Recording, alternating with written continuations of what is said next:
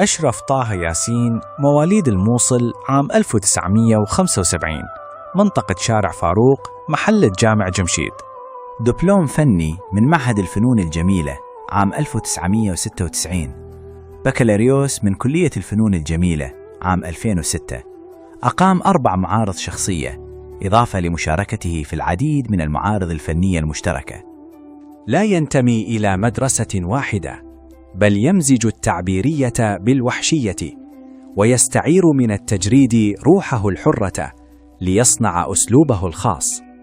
أشرف طه لا يرسم ليعرف نفسه، بل يرسم ليكشف ما لا يقال.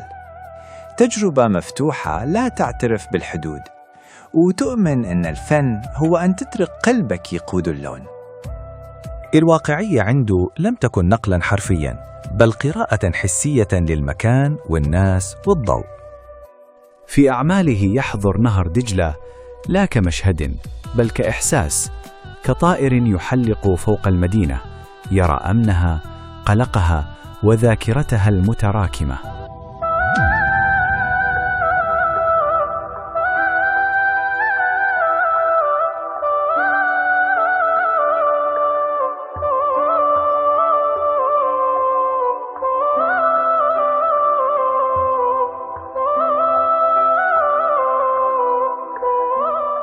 أتعرض إلى حادث أليم أثناء معركة تحرير الموصل، وفقد والدته وأفراد عائلته ومنزله، ونجا بعجوبة بعد إصابته بإصابات بليغة جعلت تطريح الفراش في المستشفيات لمدة طويلة. شارك في بطولة فيلم وثائقي بعنوان رسام الموصل، زمن السقوط والحرب، وثق من خلاله تجربة إنسانية وفنية عايشتها المدينة في واحدة من أقصى مراحله.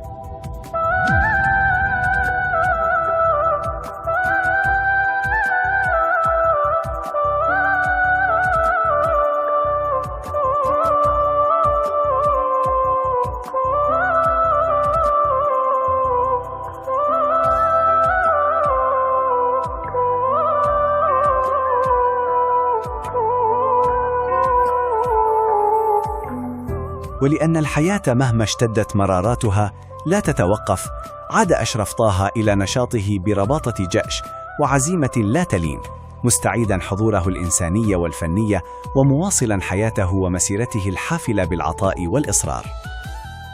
لا يبحث أشرف طه عن القيد، ولا يطمئن إلى التصنيف الجامد، لكنه اليوم يقف عند تخوم 3 رؤى فنية: الانطباعية والتعبيرية والواقعية. أشرف طه يرى الواقع ويلتقط انطباعه. في تجربة أشرف طه يصبح اللون لغة والمكان ذاكرة.